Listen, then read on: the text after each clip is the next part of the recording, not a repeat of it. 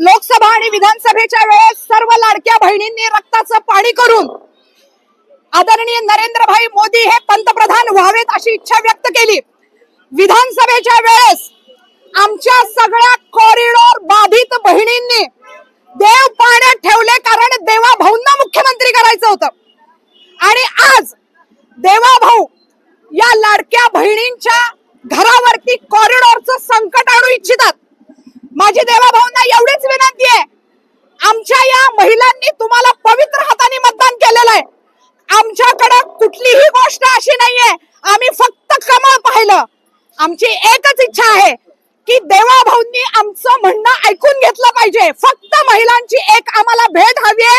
सर्व महिला आम्ही तुम्हाला भेटू इच्छितात। मधले आदले पाठवलाय आणि कशाने ओवाळणी केलेली आणि काय मागणी आहे ओवाळणीची? आज आम्ही रक्ताचा टिळा लावून माननीय नरेंद्रजी मोदी, देवेंद्रजी फडणवीस, एकनाथरावजी शिंदे आणि अजितदादा पवार यांना रक्ताचा टिळा लावून ओवाळणी केलेली आहे। एकच मागणी आहे की कॉरिडॉर रद्द झाला पाहिजे, ज्याची आवश्यकता नाही। आणि विकासाला आमचा विरोध नाहीये, तुम्ही पंढरपूरच्या पंचक्रोशीमध्ये पाहिजे तेवढा विकास करा।